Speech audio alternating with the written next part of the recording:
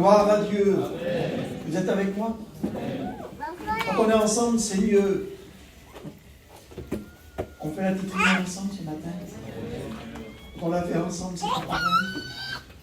On peut faire plein de choses tout seul, mais ensemble. Il aime. Quand il a fait descendre le Saint-Esprit dans cette chambre haute, ils n'étaient pas tout seuls. Ils étaient 120. Jésus aime. Il aime. C'est bien tout seul. Il y a des moments où il a besoin d'être seul. Il y a des moments où c'est que tu as besoin d'entendre des prières les uns les autres. Vous avez vu comment ça nous nourrit parfois? On n'a pas été disposé de toute la réunion. Et une prière de l'autre ou de la sœur ou du frère. Vous avez vu des fois comment une prière ça peut aimer? Comment ça peut faire du bien? C'est vrai, mon Dieu, que ça. Et quand on a passé à côté, on a passé à côté du message. Et puis la prière d'une frère ou d'un frère ou d'une sœur qui a été bénie, ça déborde. Et ça remplit, ça donne envie. Alors il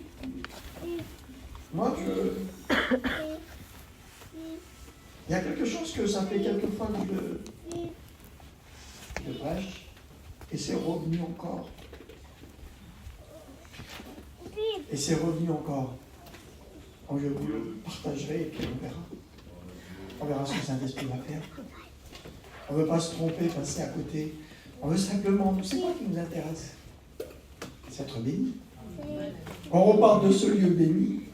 On a reçu quelque chose s'est passé en nous. On passe par à côté. C'est ça qui nous intéresse, non? C'est très beau. J'adore mes copains quand ils méditent.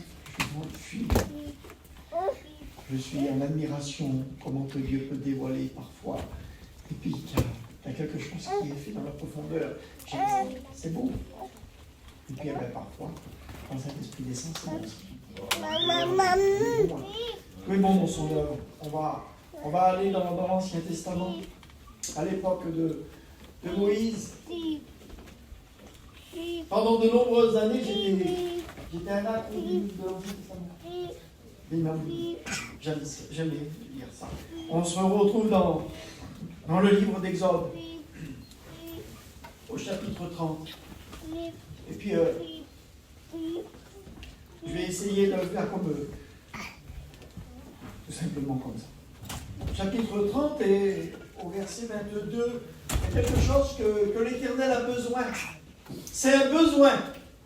Il y a besoin de matière parfois. Il y a des choses que Dieu a besoin, c'est indispensable ces petits recours-là. On s'est mis, on peut passer de là, et puis il y a quelque chose que Dieu a toujours besoin, il faut que ça se voit. On a besoin en plus de nature, de voir les choses. Heureux celui qui croit sans voir. Mais on est un peuple qu'on a besoin de voir des choses. C'est vrai, notre nature est comme ça. On a besoin de voir des choses qui se passent. On aime quand il y a une action, on aime voir physiquement. On le croit quand une personne est bénie, qui a reçu quelque chose. Mais on aime la voir, on aime revoir quelque chose. Quand il y a une guérison, on aime voir ces choses-là. Dieu a besoin et puis on le croit. Mais c'est que Dieu connaît toutes choses. Il dit avant que tu sois né, que tu étais déjà. Dans le sein de ta maman, déjà, il dit, je l'aime ce verset de Jérémie 5. Là. Il dit avant que tu sois né. Avant que tu sois né, avant que tu existes. Il n'y a pas plus beau sans être déplacé dans les mots. Mais c'est la plus belle chose, pour moi, c'est fantastique. Quand une maman est en heureux événement, c'est quelque chose d'extraordinaire. Elle porte la vie en elle. C'est comme ma fille et ma belle-fille étaient en heureux événement des petits enfants là. J'admire. C'est quelque chose de fantastique. Ce que tu as été capable de faire. Eh bien, l'heureux bébé, ça va être. Mais les mamans le savent. Qu'il l'aime déjà avant qu'il soit né. Toutes les mamans le disent. Pourtant, ils ne l'ont pas encore vu. Mais ils l'aiment déjà, mais ils ne connaissent pas comment il est. Vous avez vu comment il est beau le nègre? Mon bébé quand même. Avant qu'il soit né. Voilà. Eh bien, l'Éternel, regardez comment ça. ça va. Jusqu'à où ça va. Il dit avant que tu sois né, avant que... Bien né, vous voyez. Il dit avant que tu sois né, eh bien, il dit déjà, moi l'Éternel, je te connaissais. Je connaissais déjà ton personnage. Mais pas jusqu'à où que Dieu va. En Jérémie 1,5, vous verrez. Il dit avant que tu sois né, quand tu étais dans le sein de ta maman, déjà moi l'Éternel, je te connaissais. Et il va même plus loin le verset. Il dit j'avais même préparé pour toi des projets. Je t'avais même mis à part avant que tu sois. Déjà Dieu préparait des projets. Didier, tu ne savais pas moi, comme il a dit. Il a dit les Ardennes là-bas, les sangliers des Ardennes.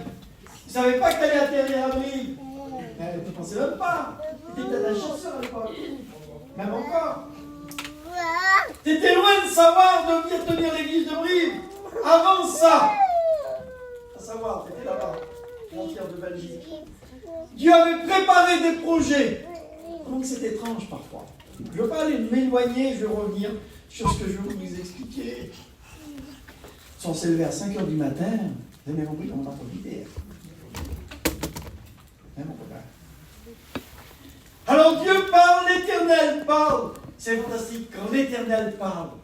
Quand l'Éternel parle. Vous savez qu'il y a eu des temps de silence. Quand vous lisez l'Ancien Testament, il dit, à l'époque d'Élie, il disait même, parfois, la parole de l'Éternel était rare dans ce temps-là. C'était pas souvent que l'Éternel parlait.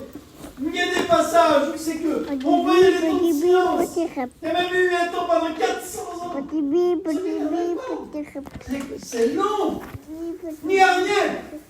Mais quand l'Éternel parle, mais que j'aime, vous n'aimez pas vous n'aimez pas quand le Saint-Esprit qui vient, qui parle le matin. Quand vous avez un mot que vous sentez qui vous parle. Mais quand il parle, ça veut dire quoi? Ça veut dire que vous avez de la valeur. Ça veut dire que vous n'êtes pas n'importe qui. On n'est pas n'importe qui aux yeux du monde. Qu'est-ce qu'on vaut? On ne vaut rien aux yeux du monde. Mais à ses yeux, à lui, il a payé le prix pour qu'on soit là, non? Ça a coûté cher pour qu'on arrive ici. C'est un prix que le monde ne peut pas comprendre. Un prix qui a donné son fils unique. Et Dieu a parlé à son peuple. Mon Dieu, vous savez comment il vous aime? L'amour qu'il a pour chacun d'entre nous. Quelle valeur tu as à ses yeux. Tu crois qu'il ne va pas? Le plus petit d'entre nous, là, a une valeur immense à ses yeux. C'est pas n'importe qui. T'as une valeur pour lui. Il a payé le prix. Sache qu'il a pris en train de préparer une place. 2000 ans qu'il la prépare. Quelle place que tu vas avoir dans son ciel. Quelle randonneur tu vas. Une randonneur que tu vas ouvrir les portes du ciel là. Et qui a mis en place cette table immense. Ton nom est inscrit dans le livre de vie. Une place préparée. Une place qui a de la valeur. J'aimerais nous faire un rappel qu'on n'est pas n'importe qui. On est ses enfants. On n'est pas les enfants de n'importe qui. On est les enfants du roi des rois. Le Seigneur des seigneurs. Quelle valeur tu as. Mais quelle valeur que tu as, Seigneur. T'as une valeur immense. Une valeur que le monde ne pourra jamais comprendre. T'es le Fils de Dieu. T'es la fille du Père. Mais quelle valeur. Quelle importance tu as, Seigneur. On croit parfois qu'on n'est pas regardé. Il l'a dit tout à l'heure, petit cousin. Parfois, ça ne vous arrive pas, hein, de se sentir inutile. Ça vous a jamais arrivé? Répondez-moi oui ou non. Ça vous a jamais arrivé de dire au monde que je ne suis pas utile? Non? Ça n'a jamais arrivé, je crois. Mais qu'est-ce que je fous là? Combien de fois, je ne vais pas tout dénoncer, je vais y arriver à ce que je veux vous dire, mais combien de fois, combien de centaines et de centaines de fois, chaque fois que j'ai été en Irlande, je ne parlais pas un mot en anglais. Encore aujourd'hui, j'arrive à dire deux mots. Et encore. Mais inutile. Pas capable de dire, pas capable d'aller au McDonald's et commander un menu. Et rester des semaines et des mois là-bas. Pas inutile d'être là. Pas inutile, je ne sers à rien. Je suis Puis comme un hache, je ne sers à rien du tout. Et avec un feu qui me poussait toujours à aller plus loin, je te crois que tu n'es pas utile pour lui. Le monde nous fera toujours pas pour rien. Mais en Dieu, on a de la valeur. Aujourd'hui, ça a payé. Hier, on est ouvert aujourd'hui. Il y a une action du Saint-Esprit. Il y a des âmes qui sont surveillées une église. Il y a des hommes qui prêchent. Et dans quelques mois, il y a des hommes encore qui vont partir à l'école publique. Avec le rien. Avec le rien, les copains. Il y a des hommes qui ont été avant nous. Dieu seul sait. Des hommes avec 4 langues étrangères. Mon copain connaît très bien le laïc. Je suis à la limite poisson rouge ensemble. J'ai oublié tous les petits, je les ai tous perdus. Tous, sans exception. C'est une catastrophe. Je ne vais pas trop non plus. Mais c'est vrai. Comment que Dieu, tu crois qu'ils vont rien? On sait qui on roule et on sait qui on est. Tu sais qui tu es. Mais moi, je sais les valeurs que j'ai en moi et qui ne sont pas larges. Et puis avec ça, Dieu a permis d'ouvrir des pays. Que les aimer sautent, c'est vrai. Ça fait partie du miracle, ça. Quelque chose d'extraordinaire, ça veut dire qu'avec eux, il n'y a pas grand-chose. C'est tout à Dieu. Ça vaut le coup. Et pas aujourd'hui. Je vais essayer de vous faire cette lecture. C'est l'Éternel qui parle. Est-ce qu'il y avait une relation quand même avec Moïse et puis l'Éternel? Quand il va monter sur la montagne là-bas, il y a quelque chose qui reçoit de particulier. Il est attiré. Parce que l'homme de Dieu nous attire quelque part. Ça nous attire toujours. Même si on n'est pas terrible, mais ça nous attire. Il y a quelque chose qui nous attire. Même si parfois on passe par des moments difficiles. Même si on ne comprend pas tout. Même si on a des découragements. Même si on passe par des moments terribles. Mais son œuvre nous attire. Il y a quelque chose, il était attiré par cette femme Moïse. Il sentait qu'il était attiré. Vous savez pourquoi? Parce que Dieu a mis en nous cette pensée de l'éternité. Il y a ce désir toujours d'aller plus loin. Il a été attiré, s'est retrouvé devant lui. Il ne sait pas comment, mais il a été attiré. Et quand il a été attiré, s'est retrouvé avec lui. Face à face avec lui, là. Vous savez ce qu'il y a un texte qui dit, je sais qu'elle a le trouvé en roulant, là. Il dit que l'Éternel parlait avec Moïse comme un homme parle à son ami. Il parlait comme ça, il dit la relation. Et quand on parle à un ami, on les sent plus frères. Non. Un ami t'aime, Didier. Quand tu as un ami proche, vous avez des copains et des copines? Répondez-moi. Vous en avez? Des amis sur qui vous pouvez compter. On le sait très bien, alors tu vas dire un ami des soirs. On s'en fiche du côté négatif. Laissons-le. Mais le côté positif, restons là-dessus. Le diable peut assez de mal avec le côté négatif, non? Restons ce côté-là. Un ami que vous aimez, quand vous avez une intimité avec lui, ça ne vous fait pas du bien? Répondez-moi. Quand vous sentez qu'il vous fait du bien, qu'il est là pour vous, c'est pas rien un ami. Un ami, il aime, la Bible dit qu'il aime en tout temps. Et dans le malheur, ça va plus loin. Il se montre un frère. Croyez-moi, heureusement qu'on met notre confiance en Dieu, mais quelle bonté d'avoir des amis sur la terre. Quel privilège qu'on a. Quand on le sent, c'est pas rien, mon copain. Quand tu sens que tu peux passer un coup de fil, que tu n'es pas bien là, et puis d'un seul coup, il te reçoit. Ça fait du bien. Hein. Tout ça, j'en vais venir à quelque chose. Tout ça pourquoi? Quand l'Éternel parle à Moïse, qu'il est avec lui, il dit, j'ai besoin que tu fasses quelque chose pour moi. J'ai besoin d'aller un petit peu plus loin. Il dit avec lui, il a une intimité. Et on y arrive. Je vais te la faire la lecture un petit peu.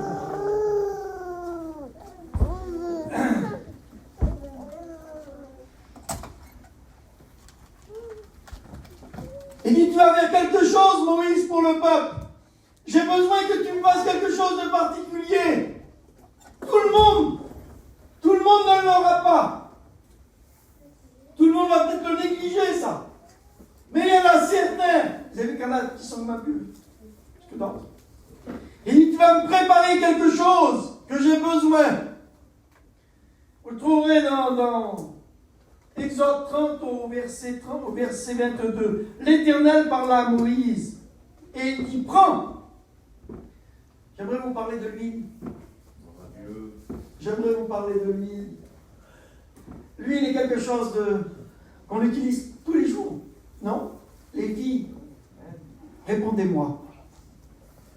C'est une chose que vous utilisez pratiquement tous les jours, l'huile, non? Oui ou non? Je ne sais pas. Pour faire à manger. C'est pratiquement tous les jours, l'huile, non? Je ne sais pas si on en fait, il y a peut-être...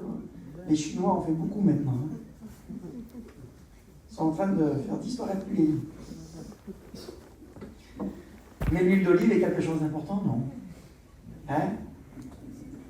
L'Éternel parla à Moïse et il lui dit, tu vas me préparer une huile. Une huile. Beaucoup ont été en Israël. J'ai eu ce privilège d'y aller, comme certains. Et il dit, tu vas me la préparer, cette huile-là. C'est une huile que j'ai besoin que tu me prépares. Comment c'est étrange. Il dit, j'ai besoin que tu me prépares cette huile-là. J'en ai besoin, je vais te donner une composition que tu vas faire. Une composition que je vais te donner, des matières qui existent, qui sont importantes. Et j'aimerais que tu la fasses. Et j'ai pris l'exemple, c'est vrai, il y a des choses qui sont particulières. Mais je vais essayer, comme je sais lire, voilà, j'ai fait de nombreuses années d'école, vous voyez, au moins 2 heures. Alors il dit, tu vas prendre, et je voudrais les lire, et je vais essayer de lire les compositions de l'huile. L'Éternel parle à Moïse et dit, prends des meilleurs aromates, les meilleurs, ce qu'il y a de meilleur. Je ne sais pas si je vais y arriver. Prends 500 cycles de myrrhe, de celles qui coulent d'elles-mêmes. Pas de mélange. Tu vas prendre 500 cycles de myrrhe, de celles qui coulent d'elles-mêmes, la moitié, 250 cycles de cinnamome aromatique. C'est à peu près clair? 250 cycles de roseau aromatique.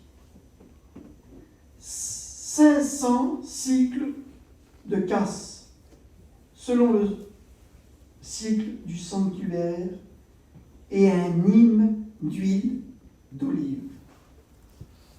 Tu feras avec cela une huile pour l'onction sainte, composition comme l'art du parfumeur. Tu vas la préparer, cette huile-là. Mais un tout petit peu plus loin, il dit, tu vas bien la préparer. Je te donne les compositions, ne rajoute pas. Je te donne les poids exacts, les mesures, comme pour préparer un gâteau, pour préparer du pain, pour préparer quelque chose que je te donne. Les dimensions exactes, les poids, les mesures. Je veux que tu fasses exactement ce que je te demande de faire. C'est pas compliqué. Il y a sûrement des femmes qui savent préparer ici, non? Ils sont dans une belle région. Un job. Il y a quelque chose de bon. Tu dois le préparer, mais sans rajouter, ni enlever. Je vais te donner une composition que tu dois faire exactement ce que je te demande de faire.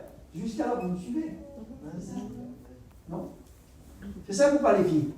Amen. Quand vous préparez à manger ou un gâteau, à l'époque du Covid, moi j'ai regardé comment faire du pain.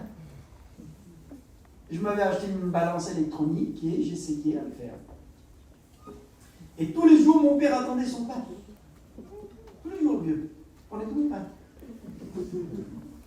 J'en faisais 1 kilo, machin, j'en prenais, je faisais des baguettes, tout. J'avais appris je me rappelle même plus, mais j'avais appris à le faire. Et mon père, qui est vieux, qui a 86 ans, mais alors, qu'elle mange le pain.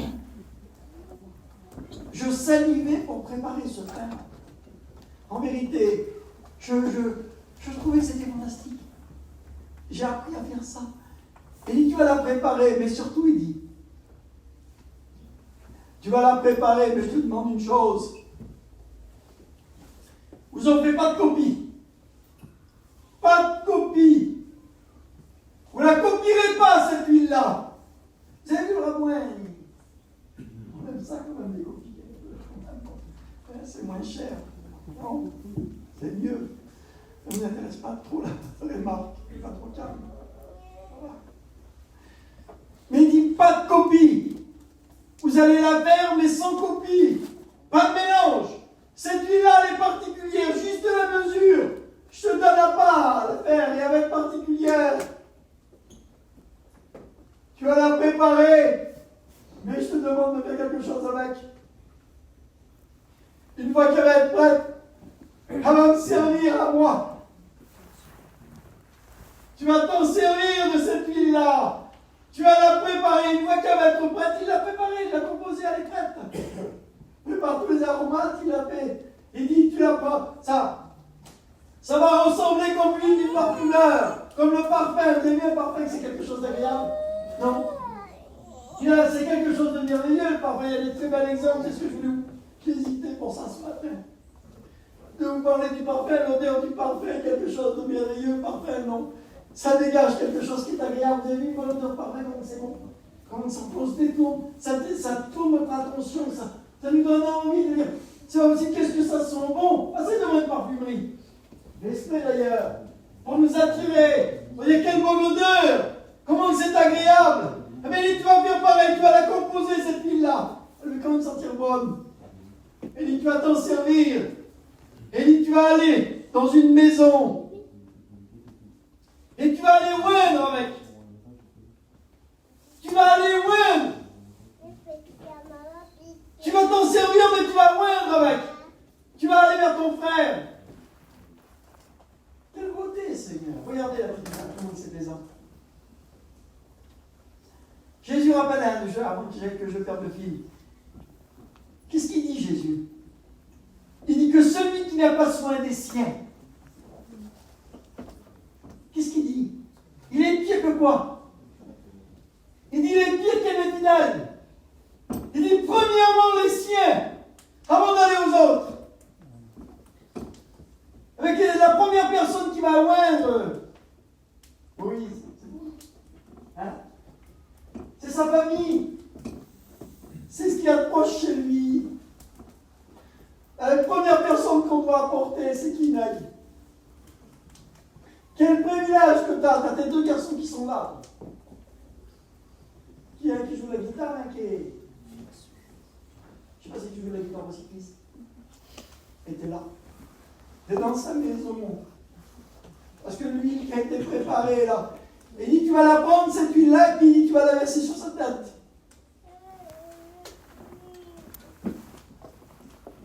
Pour qu'il soit sous ton nom, pour qu'il soit sous l'onction. Elle a un symbole, l'huile. Tu dis, quand tu vas la verser, elle sera remplie d'onction. Ça va dégager quelque chose que le monde n'a pas. Quelque chose que ça appartient pas au monde. Parce que cette huile-là, elle est particulière. Elle bénit les autres. Elle remplit quand elle te coule dessus. Vous allez vous dire ce que vous voulez. Mais il y a des personnes, Seigneur, qui dégagent quelque chose de bon. Il y a des personnes qu'on va visiter, ça ne vous arrive pas à vous. Il y a des gens qui sont remplis de la présence du Maître, là. Que vous avez besoin d'être avec eux, vous avez besoin d'être en contact avec eux. Il y a des gens qu'on aime avec chez eux, parce qu'ils ont reçu quelque chose de bon. Alors il dit, tu vas y aller, tu vas la verser, cette huile-là. Et si tu la verses sur sa tête, c'est ce qu'il fait, il appelle son frère, c'est sa famille. Quand on est là, c'est vers lui. Et lui, tu vas y verser sur la tête. Et quand il lui verse sur la tête, Seigneur, quand elle verse sur la tête, où c'est qu'elle doit aller? Elle doit aller dans nos pensées, non?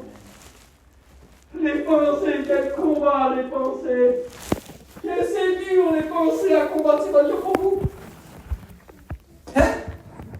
On peut atteindre un seul coup, on se retrouve à Brive, à Bordeaux, là-bas. On disait aussi que j'ai pu penser de telles choses. On n'a pas toujours des pensées honorifiques. Voilà des pensées qui font honte. Des pensées qu'on ne voudrait pas penser. Elles arrivent. L'ennemi fait tout pour s'introduire. nos pensées. Vous avez vu comment l'huile ne se mélange pas avec l'eau? Elle se mélange avec rien d'ailleurs, l'huile, non? Franchement. Je ne suis pas cuisinier, mais l'huile, quand elle coule, elle doit pénétrer dans les pensées. Et si elle coule sur la tête, elle coule où? Sur nos yeux, non? Parce que la corne, quand il faisait à l'époque, qui versait l'huile, vous croyez qu'il en versait une goutte comme on fait pour l'enchanter d'huile? Ah non, je ne sais pas. Il fallait que ça coule. Il remplissait la corne d'huile, et il fallait qu'il soit entièrement aspergé. Et si elle coule, et qu'elle coule tout doucement, si elle coule sur nos pensées, elle doit couler aussi sur nos yeux, non? Et si elle coule sur nos yeux, quel regard on va avoir s'il y a l'évolution? C'est pas pareil, hein? C'est pas les regards du monde. Si l'huile, elle coule sur nos yeux, on va pas voir les choses pareilles. On n'aura pas la même vision que les autres. On dominera moins que les autres. On aura moins les regards sur le monde. On aura moins les regards sur les choses qui nous attirent. Si l'huile coule sur nos yeux, je suis de la même nature que vous, pincez-moi, j'aurai mal. Eh bien, elle doit continuer à couler. Et si elle coule sur nos oreilles, il y a des choses qu'on ne doit pas entendre. Des choses qu'on doit protéger, non? Est-ce que vous êtes d'accord avec ça? Dites-le si je me trompe. Eh bien, elle doit couler encore un peu plus loin. Elle doit couler sur notre bouche. Et si elle coule sur notre bouche, elle rentre dans nos entrailles. Et si elle rentre en nous, alors on s'en va pareil, on s'en va comme les autres. On n'aura pas le même langage que les autres. Un chrétien n'est pas comme les autres. Il y a quelque chose que le monde n'a pas. Pourquoi, Seigneur? Parce qu'il y a l'huile qui coule. Et quand l'huile, elle coule, elle arrose. Elle continue à arroser. Elle demande une seule chose, c'est quoi? C'est aller partout. Et si elle coule, elle va rentrer dans notre cœur, non? Et quand elle rentre dans notre cœur, elle enlève quoi? Des choses qui ne vont pas en réalité. Elle est là pour quoi, elle? Elle est là pour purifier, pour aider. Des choses. La perfection, elle est où? Elle nous demande quoi, cette huile-là, de couler sur nous? Et si elle coule sur notre bouche? Vous avez vu ce qu'elle dit? Le texte dit, par votre bouche, vous pouvez louer Dieu. Mais par votre bouche, quel dégât vous pouvez faire? Et si l'huile, elle coule? Quand l'huile coule, même s'il y a des problèmes, je l'ai vécu, non? Combien parmi nous ont eu des épreuves et qu'on passait au-dessus? Combien? C'est pas possible que vous n'avez pas vu la force de cet homme-là ou de cette femme-là, avec ce qu'ils ont vécu.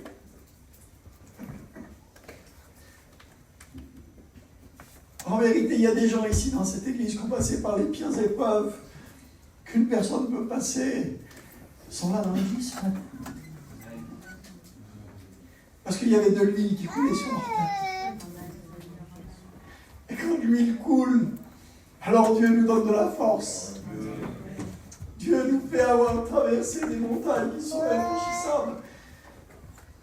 Mais si l'huile coule, mais si l'huile s'arrête, alors nos pensées changent.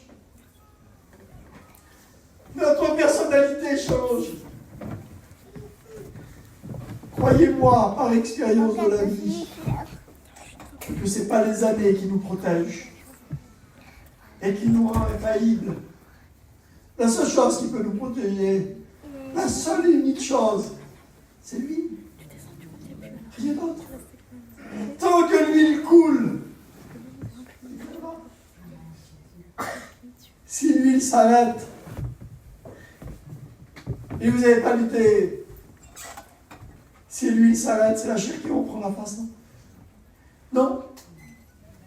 Et quand elle reprend, vous avez vu cette chair-là? Vous avez vu ce qu'il dit Paul? On veut faire le bien, il dit, qu'est-ce qu'il dit? C'est le contraire, ça s'attache à moi. C'est le contraire, vous avez vu? On a un combat tous les jours que l'on vit. Mais si on a l'huile qui descend sur notre vie, ça nous aidera à aller plus loin, non? Ça nous permettra de continuer encore un peu. Un jour par un jour. La vie chrétienne ne se vit pas sur 1000 ans. Croyez quoi? Avoir des projets, c'est normal. Mais si vous croyez que c'est quoi la vie chrétienne? C'est un jour par jour. Merci Jésus qui m'a gardé aujourd'hui. Demain n'existe pas. Ce qui compte pour nous, c'est un jour par jour. De reconnaître les bontés de l'Éternel pour aujourd'hui. Ça n'existe pas lundi. Il est programmé pour demain. Est-ce qu'on est capable d'ajouter une coudée à notre vie demain? Vous avez vu tout ce qu'on entend, ces catastrophes, ces gens qui ont eu ces grandes catastrophes tous ces derniers jours. En ce moment, pendant quelques mois qu'on a fait ça, je ne sais pas combien de temps ça durera, mais on fait un petit peu les visites dans les hôpitaux. On est église un petit moment. Puis on aide un petit peu les gens. Quand on vit dans ces domaines-là, j'ai vécu des choses particulières tous ces dernières semaines. Quand on a un petit peu d'huile sur nous, croyez-moi que ça vaut le coup. Ça vaut le coup d'aider les uns et les autres. Alors ce matin, ça nous arrive parfois que l'huile s'est arrêtée chez nous. Il n'y en a plus dans la corne, dans le vase. Ce matin, vous savez ce qu'il demande? Vous savez ce qu'il dit? J'en ai encore pour toi de l'huile. Si tu n'en as plus dans ton vase, si tu veux que ta tête soit encore remplie, demande et je vais la remettre. Je vais mis encore des versets de l'huile. Je l'ai préparé. Il y a 2000 ans à la guerre, j'ai donné ma vie pour toi. J'ai payé à la croix du calvaire. À seule fois qu'on a eu la vie, on a eu ce privilège d'être sauvés, nous, que Dieu a permis. Une vie chrétienne sans onction, c'est une vie froide. C'est dur. La vie chrétienne ne se vit pas. On ne soit pas des religieux, mais c'est si bon quand on est renouvelé. Vous avez vu qu'il y avait, ça vous arrive jamais, parfois, on est là, et puis d'un seul coup, c'était dit tout à l'heure, d'un seul coup, comme ça, il y a le Saint-Esprit qui vient vous visiter, là, qui descend comme ça, il vient vous remplir, là. Qu'importe, des fois, tu as eu une mauvaise semaine, un mauvais mois, une mauvaise journée, les combats de cette terre, vous avez vu comment c'est compliqué. Ce matin, il est venu avec une cruche pleine d'huile. Elle est là. Elle est là pour remplir le vase de chacun. Chaque personne. Il y a un très bel exemple, vous avez vu, dans la Bible, une femme qui avait des problèmes. Elle dit, combien je dois demander de vases? Vas-y, demande. Je vais la remplir. L'huile ne s'est pas arrêtée tant qu'elle demandait. Ce matin, Dieu voudrait, tu sais quoi? S'il ne t'en reste pas beaucoup, qu'il ne reste qu'une petite goutte, parce que la Bible dit que Dieu n'éteint pas le lumignon qui fume. Il n'y en a plus dans le vase, ça fume. Ça fume un petit peu. Allez, pratiquement, la mèche est pratiquement tarie. Eh bien, Dieu veut venir la reverser. Il veut venir remplir de l'huile. J'en ai besoin personnellement. Alors cette huile en moi, Seigneur, ça donne envie aux autres. Un chrétien, il a besoin d'huile pour aller plus loin. Je ne voudrais pas que le Saint-Esprit qui descende sur toi ce matin, dire Seigneur, j'ai besoin d'être renouvelé. J'ai besoin que l'huile revienne dans ma vie. J'ai besoin d'être inondé, que tout le monde naître entier. Je vais terminer. Quand il a commencé à verser l'huile, Moïse, il l'a versé sur sa tête, mais il a été plus loin. Même ses vêtements étaient inondés. Toute l'apparence, comme l'intérieur, doit être imprégné de cette huile. Ce matin, Seigneur, Dieu voudrait renouveler en toi Cette huile qui vient du ciel, cette huile fraîche. C'est une huile fraîche. Hier n'existe plus. Ce qui est passé est passé. L'ennemi, lui, fera tout. Vous savez quoi? Le pire ennemi, de toute façon, on sait que c'est le diable. Il n'est pas gentil, c'est pas notre ami. Il est là pour égorger, détruire, déchirer, anéantir. La vérité n'est pas en lui. Il est appelé le père du mensonge. Mais celui qui est en toi est plus grand que celui qui est contre toi. Il est plus grand que celui qui est contre toi. Il est appelé le Maître, le Messie, le Sauveur du monde, le Prince de la paix, le Roi des rois, il vit en toi. Et il dit ce matin, je renouvelle en toi cette huile. Je viens renouveler en toi cette huile. Tu as besoin d'un peu d'huile? Alors on va demander au Seigneur. Elle est prête, elle est pour toi. Tu veux que ton vase soit rempli d'huile? C'est à toi de le faire. Elle est là pour toi. Elle est là. Vous la ressentez, sa présence? Il est au milieu de nous, je vous promets qu'il est là. Il y a quelque chose de bon. Tu veux que ton vase soit plein d'huile? Tu veux que ton âme soit plein d'huile? Tu veux que ta vie soit remplie d'huile? Et que j'en ai besoin, mon bon frère d'amour. Tu vas faire quelque chose, toi. Tu vas faire un acte de foi. Tu vas en celui au cœur du... On sait, mais l'acte de foi est quelque chose d'important dans une vie. On va fermer les yeux et pour celui, celle qui veut que cette huile revienne, tu vas te lever, tu vas venir avec moi. Parce que moi, je veux être rempli, je veux que l'huile coule. Si tu veux que cette huile vienne dans ta vie, tu vas te lever et tu vas venir là, on va prier ensemble. Et Dieu va déverser son huile pour toi. Tu as besoin d'être renouvelé. Je ne parle pas de péché, on ne regarde pas tout ça. Tu as besoin d'être renouvelé de son huile. Tu te lèves et tu viens là et on va prier ensemble.